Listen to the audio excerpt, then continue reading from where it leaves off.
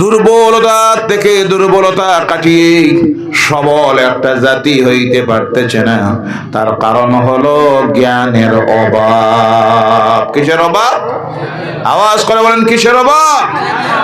জ্ঞান দুই প্রকার। কয় প্রকার? একটা জ্ঞান হলো দুনিয়ায় চলতে গিয়ে মানুষের যে জ্ঞানের প্রয়োজন হয়, যে জ্ঞানকে বলা হয় জেনারেল এডুকেশন, যেটা আমাদের দেশের high school, college, university, medical college, engineering college, polytechnical college, বিভিন্ন শিক্ষাঙ্গনে দেওয়া হয়, যেটা হলো দুনিয়ায় চলার জ্ঞান। ভাইরা আমার, জেনে রাখবেন আজকের এই পৃথিবীতে যে প্রতিযোগিতা চলতেছে, সেই প্রতিযোগিতা অর্থের প্রতিযোগিতা নয়, অস্ত্রের প্রতিযোগিতা নয়, জনশক্তির প্রতিযোগিতা নয়, জনবলের প্রতিযোগিতা নয়। আজকের গোটা পৃথিবীতে প্রতিযোগিতা চলতেছে জ্ঞানের প্রতিযোগিতা। কোনটা প্রতিযোগিতা? বর্তমানে এই পৃথিবী হলো বিজ্ঞানের যুগ। বিজ্ঞানের মাধ্যমে পৃথিবী চলতেছে। এই যুগটা হলো ইন্টারনেটের যুগ, স্যাটেলাইটের যুগ, কম্পিউটারের যুগ, ল্যাপটপের যুগ। যেই যুগে আজকের পৃথিবীর মানুষ চন্দ্রে চলে গেছে, পৃথিবীর বিভিন্ন গ্রহে যাওয়ার চেষ্টা করতেছে, রিমোটের মাধ্যমে আজকে মানুষ সব পৃথিবীর সব চালাইতেছে। এই সময়ে যদি একটা জাতি শিক্ষার দিক দিয়ে পিছনে থেকে থাকে, জেনে রাখবেন সেই জাতির উন্নতি, সামাজিক পরিবর্তন আনা সম্ভব। যুগের সঙ্গে তাল মিলিয়ে সেই প্রতিযোগিতায় টিকে থাকতে হবে। আর সেই টিকে থাকার জন্য আজকের এই মুসলমানদের জন্য এক নম্বরের প্রয়োজন হলো জেনারেল এডুকেশন, যেটা দুনিয়ার শিক্ষা বলা হয়। কথা বোঝা যায়? কিন্তু আফসোস লাগে, দুঃখ লাগে, যে সময়ে মানুষ বিভিন্ন সৌরজগতের গ্রহে যাওয়ার চিন্তা করতেছে, আমার সমাজের মানুষগুলির চিন্তাধারা হইল তখন কেমনে খাওয়া যায়, কেমনে বাঁচা যায়। সকাল হইলে এক চিন্তা, খাওয়ার আর বাঁচার। আছে না নাই?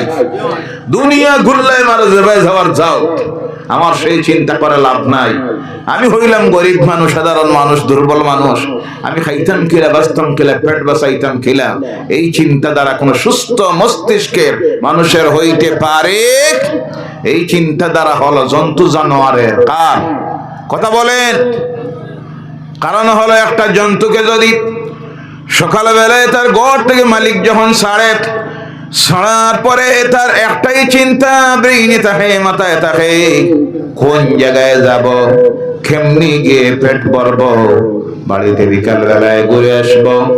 ওই চিন্তা নিয়ে যখন বাইর হয়, তখন তার হালালেরও চিন্তা থাকে না, হারামেরও চিন্তা থাকে না। ঘর থেকে বাইর হয়ে গিয়ে যা সামনে পাইব, অন্যের দাম খেতে হোক, সবজি খেতে হোক, যা পাইব খাইব। কারণ তার একটাই চিন্তা, যেই চিন্তা হলো পেট ভরার। কোনটা? মানুষ যারা, তাদের সেই চিন্তা হতে পারে না। মানুষ যখন তার ঘর থেকে বাইর হবে, তখন তার হৃদয়ে স্মরণ রাখতে হবে, চিন্তা রাখতে হবে কার? ভয় রাখতে হবে কার? আল্লাহ। সেই ভয় যদি না থাকে, সেই চিন্তা যদি তার ভিতরে না থাকে, ওই মানুষ আকৃতিত হবে, মানুষ চালচলনে হয়ে যাবে সেই জন্তু জানোয়ারের মতো। দুইটার মধ্যে কোনো ডিফারেন্স থাকবে? যেইভাবে এটার হালাল হারামের কোনো চিন্তা থাকবে না, এটার সেইভাবে মদ খাইতে অসুবিধা নাই, সুদ নিতে অসুবিধা নাই, পরের আইল ঠেলতে অসুবিধা নাই, ওজনে কম দিতে অসুবিধা নাই, জেনা করতে অসুবিধা নাই। কারণ দুইটা একই পর্যায়ের হয়ে গেছে, শুধু বড় গঠনে আকৃতিতে ব্যবধান। আল্লাহ বলছেন সেটা নয়। ওদেরকে বানাইছি জন্তু জানোয়ার, আর তোমাদেরকে বানাইছি আমার সৃষ্টি আশরাফুল মাখলুক মানুষ। বলো সুবহানাল্লাহ। তোমাদের এই চাল চলনের নিয়ম বিধিবিধান আমি দিয়েছি, দেওয়ার জন্য আমার পক্ষ থেকে গাইড বুক গুলি দিয়েছি, যে গাইড বুকের নাম হলো আল্লাহর কালাম, আল্লাহর কিতাব। আর সর্বশেষ যে কিতাব দিলেন তার নাম হলো কোরআনুল কারীম। বলে সুবহানাল্লাহ। এবং বাস্তবে সেটা বুঝাইয়া দেওয়ার জন্য শিখিয়ে দেওয়ার জন্য, বাস্তবায়িত করে প্র্যাকটিক্যালি শিখিয়ে দেওয়ার জন্য আল্লাহর পক্ষ থেকে যারা এসেছিলেন তারা হলেন আল্লাহর নবীরা। আর সর্বশেষ আল্লাহর পক্ষ থেকে বিশ্ব মানুষের জন্য যাকে প্রেরণ করা হয়েছিল তিনি হলেন জনাবে মুহাম্মদুর রাসূলুল্লাহ সাল্লাল্লাহু আলাইহি ওয়াসাল্লাম। বলে সুবহানাল্লাহ। ভাইরা আমার, অর্থ দিয়ে টাকা দিয়ে যদি পৃথিবীতে পাওয়ারফুল হওয়া যাইত তাহলে আজকে পৃথিবীর সবচেয়ে বেশি ধনসম্পদ আল্লাহ যাদেরকে দিয়েছে তারা মুসলমান। বলে সুবহানাল্লাহ। ভারতের মুসলমান যদি অর্থনীতির দিক দিয়ে একটু দুর্বল হইতে পারে, বাংলাদেশের যদি একটু দুর্বল হইতে পারে, পাকিস্তানের যদি হইতে পারে, কিন্তু এক সমীক্ষায় দেখা গিয়েছে পৃথিবীর সবচেয়ে বড় ধনসম্পদের মালিক আল্লাহ আরব জাহানের মুসলিম রাষ্ট্রগুলিকে বানাইয়া দিছে। সুবহানাল্লাহ। সারা পৃথিবী পেট্রোডলার সমস্ত তেলের খনি আল্লাহ মুসলমানদের পায়ের নিচে ঢুকাইয়ে দিছে। সুবহানাল্লাহ বললেন না? সমস্ত সোনার খনি আল্লাহ মুসলমানদের কদমের নিচে ঢুকাইয়ে দিছে। সুবহানাল্লাহ বলেন। কিন্তু এই সব টাকার পাওয়ারলেস একটা জাতি। সারা পৃথিবীর দিকে তাকাইলে দেখা যায় মুসলমানদের কোনো পাওয়ার নাই, ক্ষমতা নাই। জনসংখ্যার দিকে দিয়ে ও মুসলমান, আজকে পৃথিবীতে আমরা দ্বিতীয় জনশক্তি। আমাদের সংখ্যা হলো 292 কোটির মতো। সুবহানাল্লাহ নাই? কোন জায়গায় সুবহানাল্লাহ কোয়া লাগে আবু শিখলেন আপনারা? ভাইরা আমার, কিন্তু এরপরও দেখা যায় মুসলমানদের রাষ্ট্রের সংখ্যা হলো 57টি ইসলামিক রাষ্ট্র। বলো সুবহানাল্লাহ। পৃথিবীতে ইহুদিরা হলো মাত্র স্বঘোষিত জবরদখলকারী একটা রাষ্ট্র, যেটা হলো ইসরায়েল। তাদের জনসংখ্যা সারা পৃথিবী মিলাইয়া 1 কোটির ঊর্ধ্বে। কিন্তু আজকে মুসলমানদের টাকা কোনো কাজে লাগলো না, ধনসম্পদ কোনো কাজে আসতেছে না, জনশক্তি দিয়ে কোনো কাজ তারা করতে পারতেছে না। শুধু একটা দেশ স্বঘোষিত আর 1 কোটির ঊর্ধ্বে জনগণ। শিক্ষার দিক দিয়ে অ্যাডভান্স হওয়ার কারণে, আধুনিক জ্ঞান বিজ্ঞানের দিক দিয়ে তারা অ্যাডভান্স হওয়ার কারণে পৃথিবীর 57টি ইসলামিক রাষ্ট্র আর 292 কোটির মতো মুসলমান অসহায় এতিম মিসকিনের মতো তাকাইতেছে। আর তারা বোমা হামলা করে করে ফিলিস্তিন নামের একটা রাষ্ট্রকে পৃথিবীর ইতিহাস থেকে নিশ্চিহ্ন করে দিতেছে। কথা ঠিক কিনা? তাতে প্রমাণিত হলো দন দিয়ে এখন আর টিকে থাকার দিন শেষ, জনশক্তি দিয়ে টিকে থাকার দিন শেষ। এখন যে শক্তি পৃথিবীতে চলতেছে সেই শক্তির নাম হলো জ্ঞানের শক্তি। কথা ঠিক কিনা? যারাই যত শিক্ষিত হচ্ছে আধুনিক জ্ঞান বিজ্ঞানের দিক দিয়ে, তারাই পৃথিবীর সবচেয়ে পাওয়ারফুল জাতি হচ্ছে, তারাই ক্ষমতার অধিকারী হচ্ছে। যার প্রমাণ পৃথিবীতে আর সবচেয়ে বেশি ক্ষমতাধর যারা, তারা হলো ইহুদিরা আর নাসারারা, খ্রিস্টানেরা। কারণ শিক্ষার দিক দিয়ে তারা যখন অ্যাডভান্স হয়েছে, সারা পৃথিবীকে তাদের গোলাম বানাইয়া পায়ের নিচে রেখে দিছে। কথা ঠিক কিনা? ও আমার ভাইয়েরা মুসলমানেরা, এর জন্য আল্লাহর ওয়াস্তে অনুরোধ রাখি, এই পৃথিবীতে যদি আজকে আমাদের যে দুরবস্থার তৈরি হয়েছে, এই দুরবস্থার থেকে যদি আমরা পরিত্রাণ পেতে হয়, সেই দুর্বল অবস্থার থেকে যদি আমরা এগিয়ে আসতে হয়, তাহলে 1 নম্বরের যে হাতিয়ার আমাদের হাতে নিতে হবে, এটা স্ট্যান্ড গান নয়, মিসাইল নয়, AK-47 রাইফেল নয়, যুদ্ধ বিমান নয়। 1 নম্বরে বিশ্ব মুসলমান যে হাতিয়ার হাতের মধ্যে নিতে হবে, সেই হাতিয়ারের নাম হলো জ্ঞানের মশাল। বলো সুবহানাল্লাহ। কেন এখন ভলান্টিয়ার দিবা? এটা দিয়ে ঢোকার রাস্তা নাই নাকি? জি, এটা তো আর কয়বার কইতে, আপনিও কইলে আমিও তো কইলাম। যারা বাংলা ভাষা বোঝেন আপনি কোন ভাষা কইতে? সুবহানাল্লাহ ওয়ালহামদুলিল্লাহ,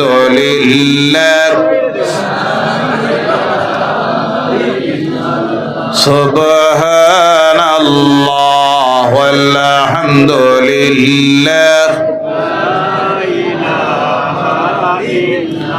حسبي ربي جل الله ما في قلبي غير الله নূর মুহাম্মদ সাল্লাল্লাহ লা ইলাহা ইল্লাল্লাহ সুবহানাল্লাহ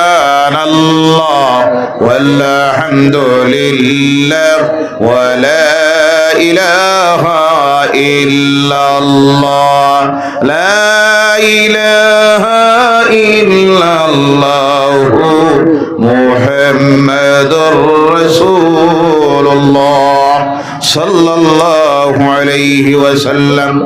ভাইরা আমার, মুসলমানেরা, কিন্তু আফসোস লাগে আজকে দেখা যায় বিভিন্ন এলাকায়, মুসলমানদের বিভিন্ন এলাকায় গেলে পরে, প্রত্যন্ত গ্রামাঞ্চলে অনেক সময় গেলে, যে সময় বিশ্ব মানুষ সৌরজগতে অভিযান চালাইতেছে, সেই সময় আপনি বিভিন্ন এলাকায় গিয়ে যদি জিজ্ঞাসা করেন, ভাই তোমার এলাকায় কি কোনো বিয়ে পাশ আছে?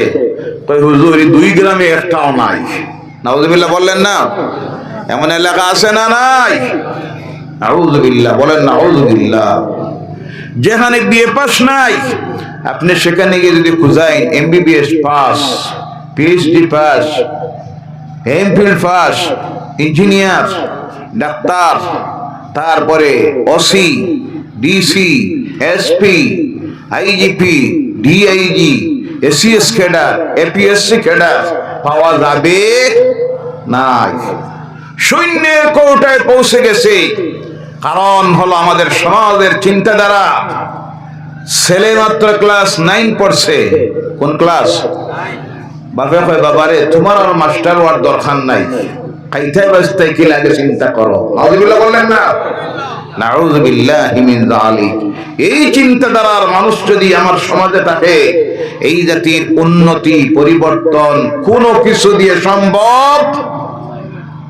সারা জিন্দেগি ওয়াজ করুন, কোরআনের আলোচনা করুন, তাফসীরুল কোরআনের মাহফিল দেন, শুক্রবারে ওয়াজ হয়, রমজানের মাসে ওয়াজ হয়, ঈদগাহের ময়দানে ওয়াজ হয়, ওয়াজ চলতেছে। কিন্তু যেই হারে ওয়াজ হচ্ছে, সেই হারে আমার সমাজের মানুষের চরিত্রের আমলের পরিবর্তন হচ্ছে। তার কারণ হলো তার ভিতরে নাই ওয়াজ। তার ভিতরে আপনি যে ওয়াজ করতেছেন, সেই ওয়াজ তার কান দিয়ে ঢুকতেছে, মগজে যাচ্ছে, এবার বাইর হয়ে যাইতেছে। তার ভিতরে ওয়াজ ঢুকাইয়া দিতে হবে, যেই ওয়াজের নাম হলো জ্ঞান। কোনটা? শিক্ষিত একটা সমাজ তৈরি করুন, শিক্ষিত একটা সমাজ তৈরি করুন। আল্লাহর জাতের কসম, দেখবেন সেই সমাজে আল্লাহর নাফরমানির কাজ থাকবে। কারণ যার ভিতরে নাই জ্ঞানের আলো, তার ভিতরে বাসা বাঁধায় শয়তানকে। শয়তান ভালো কোনো কাজ সহ্য করতে পারে না। শয়তান খারাপ কাজকে পছন্দ করে, আল্লাহর নাফরমানির কাজ পছন্দ করে। শয়তান ওই অশিক্ষিত সমাজের মধ্যে গিয়ে ঢুকে ঢুকে বলে, বাইরে তুই যদি দুশ্চিন্তা দূর করতে হয় তাহলে মদ খা, মদ খাওয়ার পয়সা নাই, কম পয়সায় পাওয়া যায় গাঞ্জা খা, আছে না নাই? শয়তান সেই সমাজের মধ্যে গিয়ে ঢুকে বলবে, তাড়াতাড়ি যদি ধনী হইতে চাস সুদ গ্রহণ কর, তাড়াতাড়ি যদি ধনী হইতে চাস তাহলে নেশার ট্যাবলার ব্যবসা কর, তাড়াতাড়ি যদি ধনী হইতে চাস হিরোইনের ব্যবসা কর, তাড়াতাড়ি যদি জমিন বাড়াইতে হয় আইল ঠেল, তাড়াতাড়ি যদি ধনী হইতে হয় খাদ্যে বেজাল দে, ওজনে কম দে। জ্ঞান না থাকার কারণে, ওই যে জ্ঞান শূন্যতা হওয়ার কারণে এই আজে বাজে কুপরামর্শ মানুষের হৃদয়ের মধ্যে ঢুকাইয়া দেখে। ওই শয়তানের ওয়াসওয়াসা থেকে বাঁচার জন্য 1 নম্বরে তোমার প্রয়োজন হলো জ্ঞানের আলো ভিতরে ঢুকাইয়া দেওয়ার জন্য। ইনসাফের সহিত আপনারা জবাব দিবেন। 2টা ছেলে মসজিদের কিনারায় দাঁড়াই আছে, মসজিদে আজান হলো। একটা ছেলে হলো কোরআন পড়া জানে, ক্লাস বিএ ডিগ্রি নিয়েছে, বিএ পাস করেছে। আর একটা ছেলে কোরআনও জানে না, 5, 6, 7 পর্যন্ত পড়ছে। মসজিদে আজান হইল, মানুষ নামাজের মধ্যে যাইতেছে।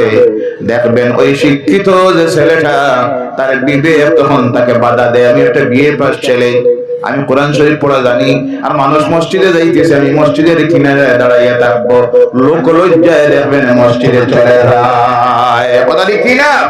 আর যেটার ভিতরে জ্ঞানের আলো নাই, দাঁড়াইয়া থাকবো। অনেক সময় তো ইলো হয়, মুরব্বীরা মসজিদে ঢুকতেছে আর মসজিদের কিনারার মধ্যে দেখবেন বাইকের উপরে বইয়ে মোবাইল বাজাইতেছে, আছে না নাই? জি, বাবার বয়সের মানুষের সামনে এটা দেয়, কোনটা বোঝা যায়? জি, বোঝা যায়? এটা তো জিন্দা রাখছে দুই শ্রেণীর মানুষে, বাগানের যারা আছে কাজ করে তারা, আর আমাদের সমাজের কিছু মানুষ। কথাটি কি না? জি, এটা না দিলে আধা ঘন্টা পরে পরে না দিলে বোঝা যায় বেউস হয়ে যায়, বুঝলেও আছে না নাই? জি, মসজিদ থেকে বাইর হইয়া আবু মসজিদের বাউন্ডারি ওয়ালের বারে গেছে না, দেখবেন কোনটায় লাগাই দেয়। জি, নাউজুবিল্লাহ বললেন না? নাউজুবিল্লাহ বলেন, নাউজুবিল্লাহ। আল্লাহ রহমতের ফেরেশতা কিনারায় আসবে না। ও আমার ভাইরা, বলতেছিলাম শিক্ষা হলো দুই প্রকারের। একটা শিক্ষা হলো দুনিয়ার জ্ঞান। আজকে আমার এই সমাজের মানুষ সবচেয়ে বেশি এর দিকে পিছনে। এক সমীক্ষায় দেখা গিয়েছে আমাদের এই দেশে একটা সমীক্ষা চালানি হয়েছিল শিক্ষার উপরে, জ্ঞানের উপরে। দেখার পরে গিয়ে দেখা যায় ভারতের মধ্যে সবচেয়ে শিক্ষার দিক দিয়ে এখন পিছনে যে জাতি, যে সমাজের মানুষ, তারা মুসলমান। বলো নাউজুবিল্লাহ, আরো জোরে বলেন নাউজুবিল্লাহ। এই অশিক্ষার কারণে কুসংস্কার ঢুকেছে এই সমাজে, অশিক্ষার কারণে আল্লাহর নাফরমানি ঢুকেছে, যার কারণে আজকে অহরহ ঘটনা আমাদের সমাজে ঘটতেছে। ছেলের হাতে পিতা খুন, আছে না নাই? স্বামীর হাতে স্ত্রী নির্যাতিতা, বউ হত্যা করতেছে, মারতেছে। এই শিক্ষার অভাবে জাতির মধ্যে দেখা দেওয়ার কারণে আজকে থানা আর কোর্টে জিন্দা রাখছি আমরা। কথা ঠিক কিনা? থানার বারিন্দায় দেখবেন দাড়ি ফাটা মুরব্বী, মাথায় টক্কিও আছে, নাম্বার পাঞ্জাবি আছে, থানার বারিন্দায় বারিন্দায় ঘুরতেছে, আছে না নাই? আর কোর্টের বারিন্দায় গিয়ে দেখেন না কারা উকিল সাহেবরে জিন্দা রাখছে আর কোর্টে বাসাইয়া রাখছে আমরা। নাউজুবিল্লাহ বলেন, আর জোরে বলেন নাউজুবিল্লাহ। যে জাতির চরিত্র দেখে, যে নবীর চরিত্র দেখে, তার সঙ্গের সাথী সাহাবায়ে কেরামদের চরিত্র আদর্শ ব্যবহার দেখে পৃথিবীর পথহারা মানুষ আল্লাহর দ্বীন গ্রহণ করেছিল। বলে সুবহানাল্লাহ। আজকে সেই সমাজের সেই জাতির মানুষের চরিত্র, হাসলত, ব্যবহার দেখে অন্য ধর্মের মানুষের বমি আমার বাপ হয়ে যায়, নফরত আর নফরত। এরাই নাকি মুসলমান, এই নাকি ইসলামের শিক্ষা। এই জাতির চরিত্র কি? নিচে নামতে নামতে গিয়ে এমন অবস্থায় পৌঁছেছে ছাগল পর্যন্ত চুরি করে, মুরগি চুরি করে, আছে না নাই? জোরে বলেন নাউজুবিল্লাহ। এর কারণ হলো এক নম্বরের আল্লাহর কালাম কোরআনকে স্বীকার করা হয়েছে যে এক শব্দ, প্রথম আল্লাহ যে শব্দ নাযিল করেছিলেন ইকরা, পড়ো পড়ো। ভাইরা আমার, এর কারণে এই সমাজের, এই জাতির যদি পরিবর্তন আনতে হয়, এমন একটা সমাজ তৈরি করতে হবে যে সমাজ হবে শিক্ষিত সমাজ। বলো আলহামদুলিল্লাহ। আল্লাহ যেন তৈরি করার তৌফিক দেয়। আরো জোরে বলেন আল্লাহুম্মা আমিন। এক বেলা না খেয়ে নিজের বাচ্চাটাকে শিক্ষিত বানান, ভালো খাবার না খেয়ে নিজের ছেলেকে মেয়েকে শিক্ষিত বানান, ভালো কাপড় পরিধান না করে নিজের ছেলে মেয়েকে সুশিক্ষায় শিক্ষিত বানান। খবরে যাওয়ার পর এই কাপড়ের খাবারের প্রয়োজন হবে না, সেই আওলাদের ওসিলায় আল্লাহ আপনাকে জান্নাতি বানাইয়া দিবে। বলে সুবহানাল্লাহ। আর বেশ বেশ করে খাইলাম, ভালো পরিধান করলাম, ভালো বাড়ি গাড়ি হইল, নাফরমান আওলাদ, অশিক্ষিত আওলাদ যদি জমিনে রেখে যান, কবরে গিয়ে আরাম পাওয়া যাবে? শবে বরাতের রাত্রিতে দেখা যায় অনেকের আওলাদ মা বাপের কবরের কিনারায় গিয়ে দাঁড়ায়। সেই রাত্রিতে মা বাপের কবর জিয়ারতে যাওয়া, কবরস্থানে গিয়ে কবর জিয়ারত করা আমার রাসূলের সুন্নাত। বলো সুবহানাল্লাহ। করেন আপনারা? সকলে করেন? ফতোয়া আবু আইছে না, নাজাইজের ফতোয়া আইছে না?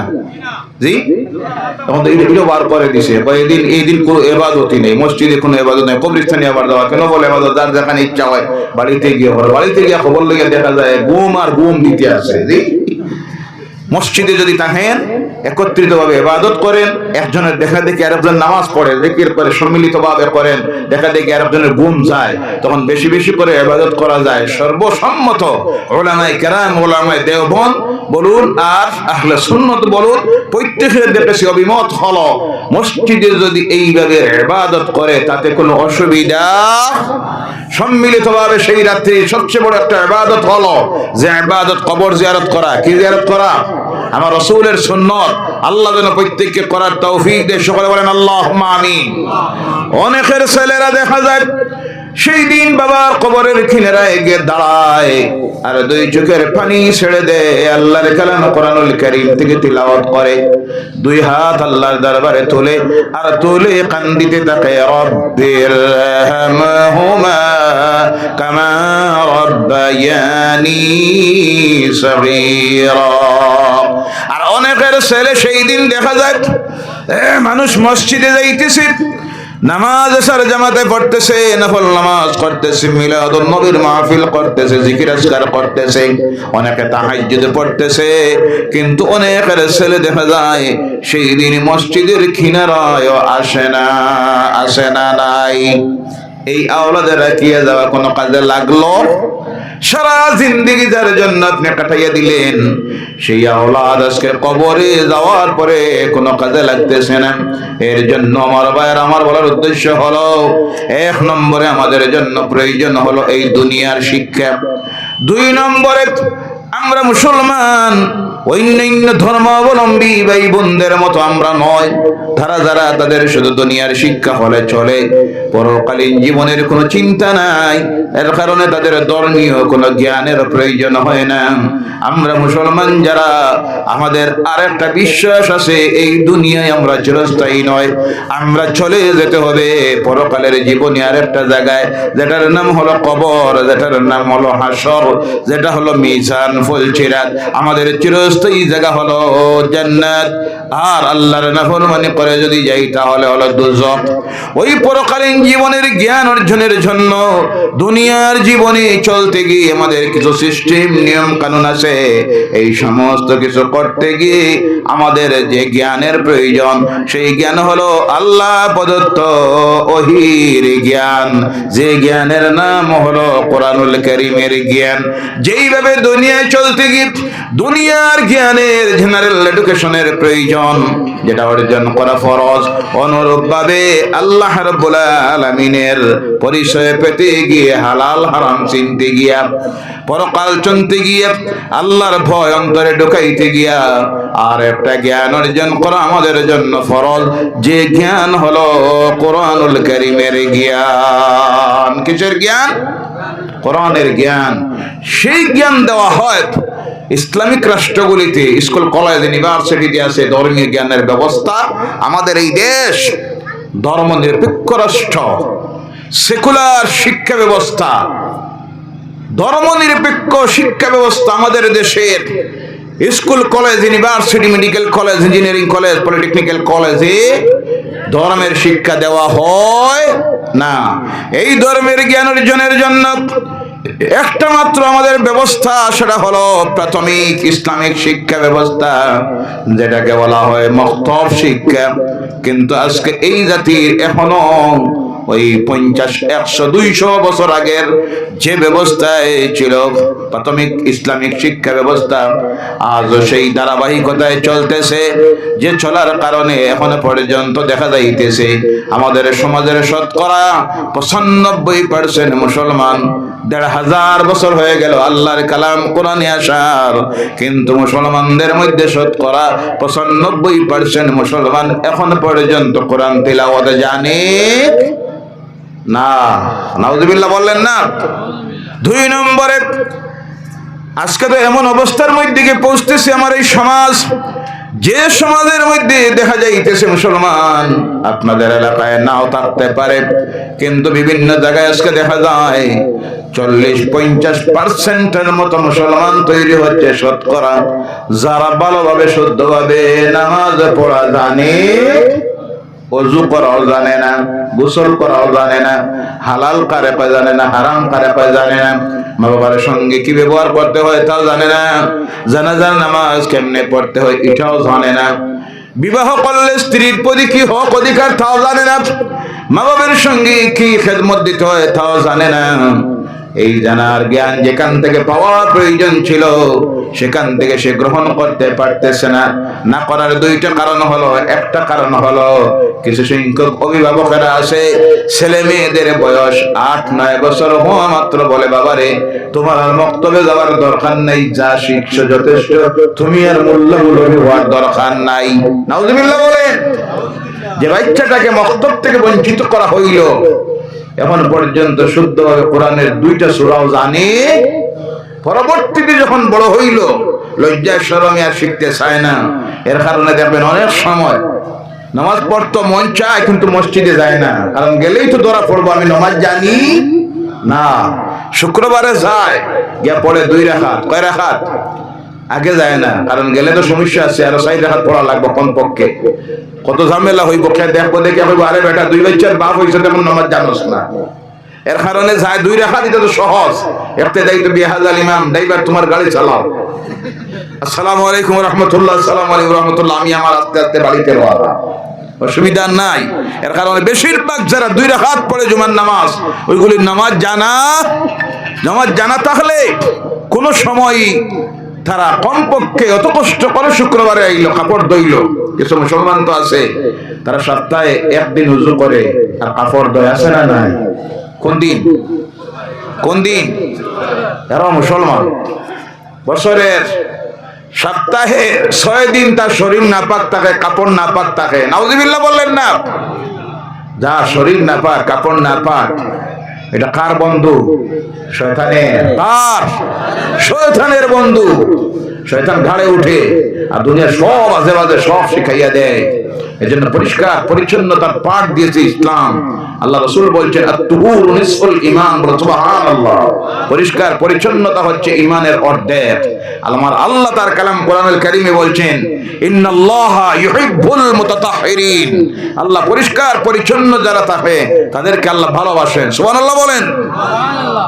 ইসলামের জ্ঞান না থাকার কারণে সবচেয়ে বেশি আজকে যে সমাজের মানুষ অপরিষ্কার অপরিচ্ছন্ন থাকে তারা হলো মুসলমান। কথা ঠিক কি না? অনেক সময় দেখবেন গাড়িতে উঠেছে, উঠার পরে তার গায়ের ময়লা, কাপড়ের ময়লা, চুলের অবস্থা, নখের অবস্থা ময়লা দেখে অন্যান্য ধর্মের মানুষ তার কিনারায় বসতেও চায় না, আছে না নাই? কিন্তু মুসলমান দুনিয়ার সবচেয়ে পরিষ্কার পরিচ্ছন্নতার পাঠ যে ধর্ম দিয়েছে তার নাম ইসলাম, যে ধর্মগ্রন্থ দিয়েছে তার নাম কোরআন, আর যিনি শিখাইয়া দিয়ে গেছেন তিনি হলেন মুহাম্মদুর রাসূলুল্লাহ সাল্লাল্লাহু আলাইহি ওয়াসাল্লাম। দুনিয়ার অন্য কোন ধর্মাবলম্বীর মধ্যে ফরজ গোসল বলতে কোনো সিস্টেম নাই, ওয়াজিব গোসল নাই, সুন্নত গোসল নাই, রোজ 5 বার নিজের সারা শরীরের মূল্যবান অঙ্গগুলি ধৌত করার কোনো সিস্টেম নাই।